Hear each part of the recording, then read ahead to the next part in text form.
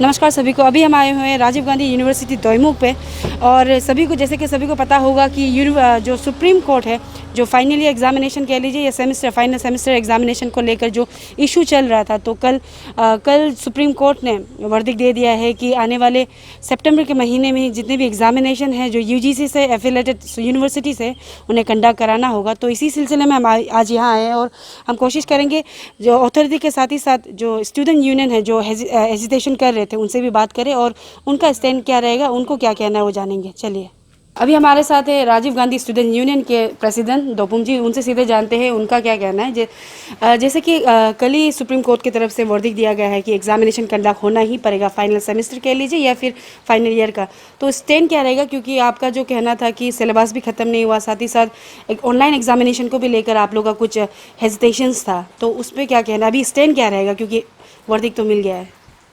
Exactly तो कल हम लोग आफ्टर लॉन्ग वेटिंग, तो कल हम लोग का सुप्रीम कोर्ट ने भी अपना एक जो वर्डिक्ट अपना फैसला तो सुनाया है कि बिना परीक्षा दिए हमारा स्टूडेंट्स लोग का डिग्री जो नहीं दे सकता है बोलकर। तो ये तो बहुत एक सचमुच कहा तो हम स्टूडेंट्स अक्रॉस द नेशन में बहुत दुख भरी वाला एक डिसीजन तो है, बिकॉज हम लोग बहुत सारा वैलिड रीज़न देखता है कि जो एक्सेप्शनल केस का हिसाब से हमें डिग्री जो दे देना चाहिए, डिग्री फैसिलिटेट करना चाहिए हमारा स्टूडेंट्स को, क्योंकि बहुत सा एक अनसीन रीजन्स, अननेसेसरी ट्रैवल्स और बहुत सारा ऑनलाइन एग्ज़ाम का मैंने पॉसिबिलिटीज़ नहीं है हमारा देश में। मोस्ट ऑफ द स्टेट में ये ऑनलाइन एग्ज़ाम का पॉसिबिलिटी बहुत कम है। तो इस हिसाब से अभी बट एनी हाउ जो गवर्नमेंट का हिसाब से जो डिसीजन लिया गया है, जो सुप्रीम कोर्ट ने भी अभी साफ साफ कह दिया, तो थाउजेंड्स ऑफ स्टूडेंट्स का कैरियर और अभी चुनना है कि कैरियर और आइदर लाइफ। तो कैरियर के लिए हमें प्रायोरिटी रखते हुए तो अपना आप में मेंटेन होकर हमें इस हिसाब से अभी एग्ज़ाम की ओर चलना होगा। और जब हम तो मतलब आपका ये कहना है as a president of RGU Rajiv Gandhi student union का कि एग्ज़ाम तो अभी देना होगा, क्योंकि और आप बता पाओगे क्योंकि अथॉरिटी की तरफ से एक्सटेंशन भी किया गया था एग्जामिनेशन फॉर्म फिलअप का, तो आई गेस 26 अगस्त को ही कंप्लीट हुआ। तो कितने लोग ने फिलअप किया और आप बता पाओगे कि टोटल कितने ने किया, और एग्जामिनेशन को लेकर जो ऑनलाइन एग्जामिनेशन को लेकर आपका जो स्टूडेंट्स यूनियन कह लीजिए, मेम्बर्स कह लीजिए या स्टूडेंट्स का क्या रिएक्शन है यूनिवर्सिटी का?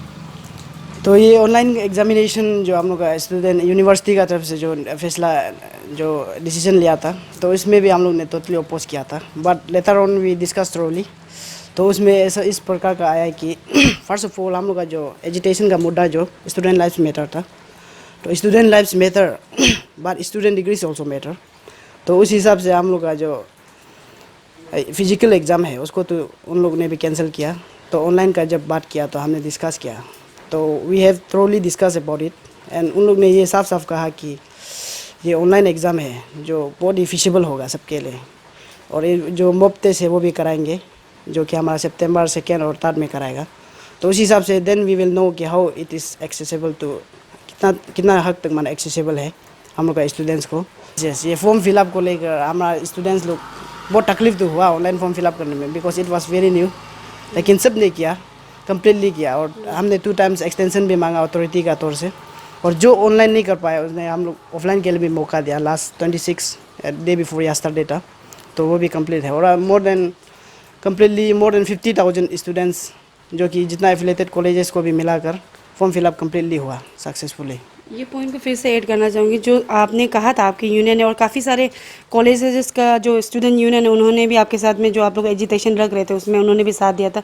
सबका ये कहना था कि सिलेबस कंप्लीट नहीं हुआ, तो अभी भी कंप्लीट ही नहीं हुआ क्योंकि क्लासेस नहीं हुआ, तो उस पर क्या कहना है? और जो स्टूडेंट्स और दूसरे लोग आपके साथ जुड़े थे जो ये मिशन आप लोग जो कर रहे थे एजुटेशन, उसमें उन लोग भी सेटिस्फाई है या फिर आरजीयू स्टूडेंट यूनियन ही सेटिस्फाई है जो ऑनलाइन एग्जामिनेशन को लेकर? ये ऑनलाइन एग्जामिनेशन को लेकर अभी ऑलमोस्ट जितना हम लोग डिस्कस किया, हमने अपना स्टूडेंट यूनियन जो एफिलेटेड कॉलेजेस लोग का उसको भी कन्वे किया मैसेज को, then most of them are थोड़ा तो satisfy in the sense, but इसको एक्सपीरियंस नहीं किया।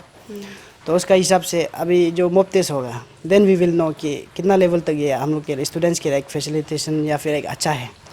तो सबके लिए आउटरीच होने से इट्स ओके ना, तो हम लोग इसका तरफ आगे चलेंगे। जैसे आप रिप्रेजेंटेटिव हो ये कंसर्न यूनिवर्सिटी के लिए, तो ऑनलाइन को कहने से एक झटका सा लगेगा हमारे अरुणाचल के लोगों को, क्योंकि ईटानगर इटसेल्फ कैपिटल कॉम्प्लेक्स में काफ़ी इश्यूज रहता है इंटरनेट को लेकर, तो डिस्ट्रिक्ट्स में भी काफ़ी इशू वहाँ तो ना का बराबर है। तो किस तरीके से कंडक्ट किया जाए, कुछ पता लगाया आपने अथॉरिटी की तरफ से? श्योरली ऑनलाइन जो एक्चुअली ऐसा है, इस बार का ऑनलाइन जो ऑनलाइन ब्लेंडेड मोड के हिसाब से होगा। मेरा स्टूडेंट्स लोग को मैं यही बताना चाहूँगा। तो वो जो एक्सेसिबली मोस्ट फिजिबल वे में हम लोग ने प्लान किया है, अथॉरिटी ने भी हमने डिस्कस किया। Otherwise we will never accept कि जो स्टूडेंट्स को एक्सेसिबल ही नहीं, नेट का जब बात करेगा तो हम कहें हमें एक मजाक जैसे हो जाएगा ऑनलाइन एग्ज़ाम। तो इसका प्योर ऑनलाइन बिल्कुल भी नहीं है, ये ब्लेंडेड है, just for the sake of exam हम बोल सकते हैं इसको। ये यूजीसी का जिद पे जा रहा है और अथॉरिटी का जिद पे, और ये गवर्नमेंट का जिद पे जा रहा है ना। और सुप्रीम कोर्ट ने भी हम लोग को अगेंस्ट में दिया है वट एवर। तो we have to go through, इसका हिसाब से जाएंगे और हम फॉलो करेंगे जितना स्टूडेंट्स, और जो उसमें एग्ज़ाम नहीं दे पाएगा उसके लिए भी एक्स्ट्रा टाइम दिया गया है, नेक्स्ट स्पेशल एग्ज़ाम देने देगा। समय के साथ हम लोग कंप्लीट करने के लिए एक साथ एक जून में जाना होगा। अभी जो ऑनलाइन एग्ज़ाम है उसमें भी मोस्ट फिजिबल हम लोग सेकेंड एंड थर्ड में पता चलेगा हाउ इट इज़ फिजिबल। तो प्रैक्टिकली हम लोग उसमें विटनेस करेगा। तो उसमें टोटली अगर बहुत ही दिक्कत होता है या फिर आउटरीच रीचेबल नहीं है या फिर एक्सेसिबल नहीं है, तो we can move on to another step. कुछ बात कर सकता है अथॉरिटी को, हम लोग फिर बात करेंगे तो इसको मॉडिफाई करेंगे हम लोग। तो इसमें सीधा सा हम लोग का ऑब्जेक्टिव यही है कि हम लोग स्टूडेंट्स को ये पेंडेमिक का चलते कोई भी हाथ से माना एक विक्टिमाइज नहीं होना है। उसका करियर को लेकर, उसका डिग्री को लेकर, उसका हेल्थ को लेकर, ये तीनों को हमें बचाना है। And then we will be, हम लोग का माने ऑब्जेक्टिव वही है, क्लियर है। Thank you sir. सर कल यानी कि 28 अगस्त को सुप्रीम कोर्ट की तरफ से वर्डिक्ट, फाइनल वर्डिक्ट कह लीजिए आया है रिगार्डिंग फाइनल सेमेस्टर या कह लीजिए ये फाइनल ईयर का एग्जामिनेशन को लेकर कि कंडक्ट कराना ही होगा। तो इसके चलते आरजीओ अथॉरिटी का अपडेट क्या रहेगा, इन प्रिपरेशन कैसा चल रहा है? My time greetings to all of you. आप सभी को मेरा नमस्ते। कल ऑनरेबल सुप्रीम कोर्ट का वर्डिक्ट आया फाइनल सेमेस्टर एग्ज़ाम्स के लिए।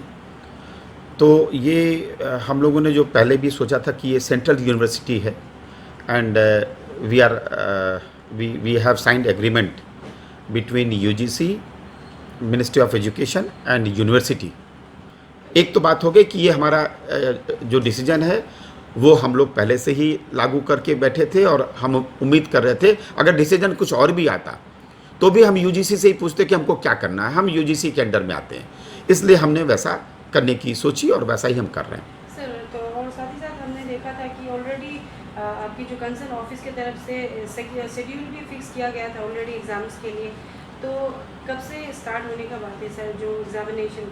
जी देखिए, आपको ध्यान होगा कि पहले ये एग्ज़ाम हम लोग जैसे लॉकडाउन अनलॉकडाउन 2 स्टार्ट हुआ तो हम लोगों ने मीटिंग की इस ऑफिस में, हमारी एकेडमिक काउंसिल्स की मीटिंग हुई, सब मिला के हम लोगों ने 4-5 बार एकेडमिक काउंसिल की मीटिंग की, ईसी की मीटिंग्स की हैं, बाई सर्कुलेशन अप्रूवल लिए हैं। हमारे मन में ये था कि अगर एवरीथिंग गोज़ वेल तो हम बच्चों को यहाँ बुलाएंगे कैंपस में और कैंपस में उनको कम से कम 2 वीक की लेसन्स देंगे। ये ठीक है कि हमने ऑनलाइन लेक्चर देने की कोशिश की, लेकिन मन में ये था कि हमारे बच्चे हो सकता है कहीं सीखने में चूक गए हों, तो हमने ऑफलाइन लेने का निर्णय लिया था। लेकिन जब देखा कि यहाँ जनसंख्या में बहुत डर है, हमारे अध्यापकों में डर था, हमारे अभिभावकों में डर था और विद्यार्थियों में भी डर था, तो हम लोगों ने जब यूजीसी की गाइडलाइन आ गई, रिवाइज गाइडलाइन मुझे लगता है कि जुलाई 26-27 या लास्ट में आई थी, तो हम लोग ने ब्लेंडेड मोड ऑनलाइन जाने का निर्णय ले लिया। और ये मैंने एकेडमिक काउंसिल में समझाया लोगों को, ऐसा नहीं था कि इस ऑफिस में बैठ के मैंने निर्णय लिया। उसमें बच्चों से ये था कि अब हम लोग सितंबर 7 तारीख से एग्ज़ाम लेंगे और 28 तारीख की तक ख़त्म कर देंगे। और इसमें मैं बता दूं कि मॉक एग्ज़ाम जो है बच्चों को टेस्ट करने के लिए, तो वो 2 तारीख को और 3 तारीख को हमने शेड्यूल किया है। सर ये जो ऑनलाइन एग्जामिनेशन कह लीजिए हमारे स्टेट यानी कि अरुणाचल प्रदेश में फर्स्ट टाइम हो रहा है एग्जामिनेशन, ऑनलाइन एग्जामिनेशन, तो सर किस तरीके से प्रिपरेशन हो रहा है? और साथ ही साथ सर इशू ये है कि जब से एजुकेशन स्टार्ट हुआ था यहाँ पे रिगार्डिंग ऑनलाइन एग्जामिनेशन, सबका सवाल ये था कि इंटरनेट काफ़ी इशू रहता है। तो जो लोग कैपिटल एरिया में रहते हैं यहाँ का मैनेज कर सकते हैं, लेकिन जो लोग डिस्ट्रिक्ट्स में रहते हैं वो किस तरीके से करेंगे। और जैसे मैंने मेंशन किया पहले कि सर फर्स्ट टाइम हो रहा है हमारे अरुणाचल प्रदेश में ऑनलाइन एग्जामिनेशन, तो टीचर्स से लेकर जो स्टूडेंट्स हैं उनका भी फर्स्ट एक्सपीरियंस रहेगा ये ऑनलाइन एग्जामिनेशन को लेकर। तो आरजीयू कितना प्रिपेयर्ड है और किस तरीके से कंडक्ट करने वाली है? पहले तो मैं बता दूं कि देखिए, ये ठीक है कि अभी बच्चे बड़े हो गए हैं और सभी बच्चे अपने अपने हिसाब से चीज़ों की व्याख्या करते हैं, लेकिन मैं बताऊं कि अमूमन जो हमारे ज़्यादातर बच्चे हैं वो ईटानगर या आसपास ही हैं। और देखिए, आजकल के ज़माने में हम बच्चों को इतना हमने उमंग में भरा हुआ है कि बच्चे आजकल बगैर नेट वगैरह के रहते नहीं, आप ये जानते हैं। गांव गिराज में भी हेडक्वार्टर के आसपास बच्चे, ये मैंने तो कहीं कहीं मेले जैसा देखा है कि जिस एरिया में नेटवर्क आता है बच्चे वहाँ जाके अपने सोशल मीडिया पे अपने बाकी इश्यूज़ को एड्रेस करते हैं।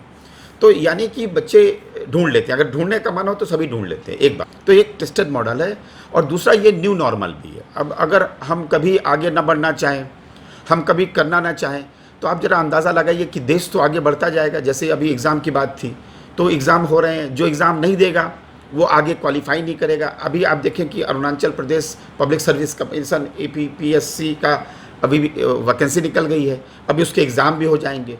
ऐसे ही सारे एग्ज़ाम्स धीरे धीरे नॉर्मल होते जाएंगे, और हमारे बच्चे अगर एग्ज़ाम नहीं देंगे तो एक साल पीछे हो जाएंगे, तब वो उसकी जिम्मेदारी कौन लेगा। तो और दूसरा मेरा ये मानना है कि अगर किसी का कुछ करने का मन नहीं है तो वो 1000 बहाने ढूंढेगा, और अगर करने का मन है तो वो 1000 तरीके ढूंढ लेता है किसी काम को करने का। ये मेरा मानना है। और आजकल के ज़माने में अगर आप बाकी चीज़ों के लिए नेट ढूंढ लेते हैं तो एग्ज़ाम देने के लिए नेट क्यों नहीं ढूंढा जा सकता, एक बात। दूसरा बात मैं ये बताऊंगा कि ये वैसा एग्ज़ाम नहीं कि बच्चे को पूरे वक्त ऑनलाइन ही रहना है। बच्चे के पास एक एप्लीकेशन आएगा, OTP जनरेट वो करेगा, और जैसे ही OTP आप डालेंगे, आप ही के फ़ोन जो रजिस्टर्ड फ़ोन है उस पर वो नंबर आएगा, और जैसे उसको आप डालेंगे तो आपका क्वेश्चन पेपर डाउनलोड हो जाएगा। और क्वेश्चन, इसके लिए हम 3 घंटे का एग्ज़ाम ले रहे हैं, और हमने जो हमारे सवाल हैं उसको भी हमने रिस्ट्रिक्ट कर दिया है। जैसे 5 नंबर के सवाल के लिए सिर्फ 50 वर्ड में जवाब देना है, जो 10 नंबर का सवाल है उसके लिए 200 वर्ड में जवाब देना है, और जो 15 नंबर का सवाल है उसके लिए 300 वर्ड में जवाब देना है। यानी कि जब हमने कैलकुलेट किया तो बच्चे को ऐसी करीब 15 शीट चाहिए होंगे एग्ज़ाम लिखने के लिए, 15 शीट, ठीक है। हमारी बुकलेट जो है 20 शीट की होती थी, तो अभी हम 15 शीट इसलिए दे रहे हैं कि बच्चे को बहुत लिखना ना पड़े। और आप सभी जानते हैं कि नंबर के हिसाब से जब वर्ड्स लिमिट कर दिए गए तो आपको एक सधा हुआ जवाब देना है। ये इसका भी कला आनी चाहिए, और ये बच्चों को आगे नौकरी ढूंढने में भी मदद करेगी। तो ये हमने लिमिट कर दिया है, इसमें बहुत कम MB लगेगा।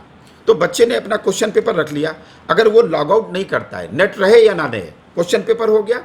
बच्चा चाहे तो हमने उसको 1 घंटे का ज़्यादा समय दिया है, 3 घंटे के एग्ज़ाम के लिए हमने 4 घंटे दिए, तो उसके पास और क्वेश्चन पेपर उसको 15 मिनट पहले मिल जाएगा। वो 15 मिनट में क्वेश्चन पेपर को ऐसे फ़ोन से रख के इस पर लिख सकता है, एक पन्ने में लिख ले, तो ये क्वेश्चन पेपर तैयार हो गया। अब वो उसका जवाब दे दे, क्वेश्चन वाइज जवाब दे देगा। तो आप समझते हैं कि जब मैंने आपको वर्ड बताया कि एक पेज में हमारा कैलिब्रेशन ये कहता है कि 140 वर्ड तक आ जाते हैं, तो जब हमने कैलकुलेशन कर लिया, अगर हमने ये कहा कि आपको 5 नंबर का, तो आप जानते हैं कि एक ही पेज में हो जाएगा। अगर 15 नंबर है तो ये बहुत मुश्किल से 1.5 पेज जाएगा। 10 नंबर का है, अगर 15 नंबर है तो 2 सवा 2 पेज। तो आप पेज वाइज उसका वो ले लेंगे, स्कैन कर लेंगे या पिक्चर ले लेंगे और उसको अपलोड करेंगे, बहुत कम MB में हो जाएगा। क्वेश्चन वाइज अपलोड करना है, तो उसको हर वक्त नेट चला भी गया, आधे घंटे 1 घंटे आया नहीं आया, थोड़ी देर बाद आया, तो वो क्या करेगा कि उसकी पिक्चर बना लेगा और नेट से भेज देगा। जैसे ही नेट उसको मिलेगा वो हमारे पास डिलीवर हो जाएगा। जी। तो सर जैसे मॉक टेस्ट का, सर जैसे आपने कहा, मॉक टेस्ट सिर्फ यूनिवर्सिटी स्टूडेंट्स के लिए रहेगा या फिर सर कॉलेजेस जो RGU से एफिलिएटेड है? सर मैंने मॉक टेस्ट की जो परिभाषा तय की थी वो सबके लिए थी। अभी मुझे ये जानकारी करनी पड़ेगी। अच्छा सवाल आपने पूछ लिया, तो मैं अपने टीम से पूछ लूँगा कि अगर उन्होंने ऐसा नहीं किया है तो ये ठीक नहीं है, ये सबके लिए होना चाहिए था। और शायद कॉलेज के लोगों की मदद चाहिए होगी। देखिए मैं बताऊं कि ये जो कॉलेज हमारे एफिलिएटेड कॉलेज हैं, कुछ प्राइवेट कॉलेजेस भी हैं, इनकी हम सिलेबस, कैरिकुलम और एग्ज़ाम फीस की बात करते हैं, हम इनके सर्विस कंडीशन की बात नहीं करते, इनकी फैसिलिटी की बात नहीं करते। तो कॉलेज को ये फैसिलिटी प्रोवाइड करवानी चाहिए थी। हमारी ये यूनिवर्सिटी 35 साल की हो गई। इस यूनिवर्सिटी को सेंट्रल यूनिवर्सिटी बने 2010 से तकरीबन 13 साल हो रहे हैं। तो मुझे लगता है कि अगर हम ग्रेजुअली इसके ऊपर काम करते रहते तो अब तक इसमें कोई मुश्किल नहीं आनी थी। लेकिन ये कोविड का समय भी हमारे लिए एक अपॉर्चुनिटी लेकर आया है। मैं तो निवेदन करूंगा अपने राज्य सरकार से भी और दिल्ली में बैठे सभी सरकारी महकमों से भी कि नॉर्थ ईस्ट की तरफ देखें और यहाँ जो कमी रह गई है वो कमी किसी भी कारण से रही हो, उसको अभी वक्त है कि हम उसको अपग्रेड कर दें और उस लाइफस्टाइल को अपलिफ्ट कर दें। तो ये एक अपॉर्चुनिटी है हमारे लिए। सर एक काफ़ी इम्पोर्टेंट सवाल है और ये स्टूडेंट्स की तरफ से आया था जो लोग प्रोफेशनल कोर्स कर रहे हैं, जैसे कि नर्सिंग हो गया सर, जो भी लोग पढ़ाई कर रहे हैं, तो उनका यही सवाल था कि उनका प्रैक्टिकल भी हुआ कंडक्ट किया जाता है जो कि नहीं हुआ है। तो जैसे अगर हम देखिए नर्सिंग का, तो उनका भी सितंबर को एग्ज़ाम होने वाला है, सिलेबस खत्म नहीं हुआ, प्रैक्टिकल नहीं करवाया गया है। तो उन्हें जो प्रोफेशनल कोर्स है उन्हें किस तरीके से एग्ज़ाम, उनका कैसा एग्ज़ाम कंडक्शन होगा या फिर उनके लिए अलग कुछ गाइडलाइन बनाया जाएगा जी या फिर जी ऐसे प्रोफेशनल कोर्सेज के लिए हम गाइडलाइन यूजीसी, अगर गाइडलाइन उसकी नेशनल स्टैट्यूटरी बॉडी ने दिया है, जैसे अगर एजुकेशन की बात हो गई तो NCTE हो गया, इंजीनियरिंग की है तो AICTE हो गया, नर्सिंग काउंसिल हो गया नर्सिंग के लिए, medical council of India medical के लिए, बार काउंसिल लॉ कोर्सेज के लिए, होम्योपैथिक काउंसिल। तो ये जो भी काउंसिल्स बनी हुई हैं जो देश के लेवल पे काम करती हैं, उनकी अगर कोई गाइडलाइन है हम उसको फॉलो कर रहे हैं, और जिनकी गाइडलाइन नहीं है उसके लिए हम UGC की गाइडलाइन फॉलो करेंगे। एक बात। दूसरी बात, जैसे बार काउंसिल ने कह दिया कि प्रमोशन वाले बच्चे भी निकलने से पहले एग्ज़ाम देंगे, ये बात उनको मालूम होनी चाहिए। हमने उनको सहूलियत तो दे दी, तो जैसा वो कहेंगे वैसा ही करेंगे। एक बात। दूसरी बात, प्रैक्टिकल के लिए जहाँ तक आपने बात करी, तो इसके लिए सभी हम लोगों ने कॉलेज को स्वतंत्रता दी है। बहुत सारे कॉलेज ने अपना अपना व्यवस्था करके, देखिए अभी तो रिस्ट्रिक्शन बहुत सारे अनलॉकडाउन में SOP है और लिफ्ट भी हो गए, तो उनको सिस्टर डिपार्टमेंट से बुला के अपने प्रैक्टिकल करवानी चाहिए। एक बात।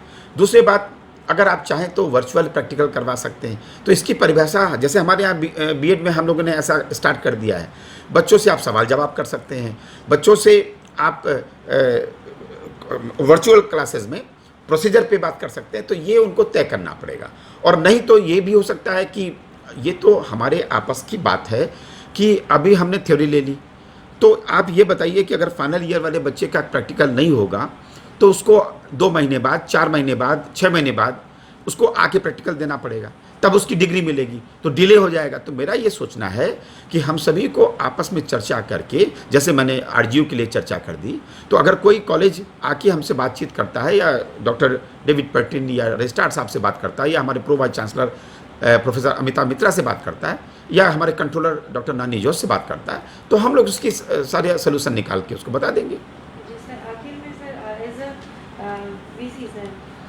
जितने भी स्टूडेंट्स या कॉलेजेस RGU से एफिलेटेड है सर, उन्हें आप क्या मैसेज या कुछ कहना चाहें सर? मैं यही कहना चाहूँगा कि देखिए, हम सब अपनी सोच से व्याख्या करते हैं। जैसे अभी बहुत सारी बातें नीट को लेके हो रही हैं, JEE को हो रही हैं, लोग कोर्ट भी गए हैं। हमारा काम कोर्ट की बातों में दखलंदाजी करना नहीं है, लेकिन मैं उस बात को समझता हूँ। आप ये बताइए कि जहाँ पे लाखों बच्चों ने डाउनलोड कर लिया अपना एडमिट कार्ड को, उनको देने का मान है। मुझे लगता है कि जो नैतिकता है या इथोस है, या जो हमारा नेचुरल जस्टिस ये भी कहता है कि जो बच्चा एग्ज़ाम देना चाहता है उसका तो एग्ज़ाम होना चाहिए। कुछ मुट्ठी भर लोग ये क्यों कहेंगे कि एग्ज़ाम नहीं होना चाहिए? मुझे तो ये भी नहीं मालूम है कि जो एग्ज़ाम ना देने की वकालत कर रहे हैं उनका अपना स्टेक क्या है। बहुत सारे लोगों को मैंने देखा है कि उनको ठीक से व्याख्या भी समझ में नहीं आती है, वो अपने अपने तरीके से व्याख्या करते हैं। तो मुझे ऐसा लगता है कि व्याख्या उस बच्चे के पर्सपेक्टिव से भी होनी चाहिए जो एग्ज़ाम की तैयारी कर रहा है। आप ज़रा अंदाज़ा लगाइए, अगर ये एग्ज़ाम नहीं होता है और ये सेशन 0 होता है, जो कि मुझे नहीं लगता कि ऐसा कुछ होगा या होना चाहिए, तो अगले वर्ष सभी इंस्टीट्यूशन में नंबर ऑफ़ सीट्स तो वही रहेंगी, लेकिन एप्लीकेशन की संख्या दोगुनी हो जाएगी, तो कंपटीशन और टफ हो जाएगा। तो भाई, आप उन बच्चों को क्यों डिप्राइव कर रहे हो जो पढ़ना चाहते हैं? आप उनको क्यों तंग कर रहे हो जो पढ़ना चाहते हैं? तो मैंने कहा ये सबके लिए ओपन सिस्टम है, हम लोग किसी को कोहास नहीं करते, किसी को मजबूर नहीं करते। आपको पढ़ना है तो मेरे दरवाजे खुले हैं, आपको नहीं पढ़ना है तो ये आपकी अपनी इच्छा है। तो मुझे ऐसा लगता है कि एग्ज़ाम होना चाहिए, जो दे सकते हैं वो ज़रूर दें, जिनको अपने कई देखिए देश की जीडीपी के लिए काम करना आवश्यक है। आपने दुनिया के दूसरे देशों को भी देख लिया कि ये कोविड-19 की एसओपी निकली हुई है, आप एसओपी का पालन करिए और ज़िंदगी तो चलेगी ना, ज़िंदगी रुकती नहीं है किसी की, तो इसलिए चलते रहने के लिए हमें प्रयास करने पड़ेंगे।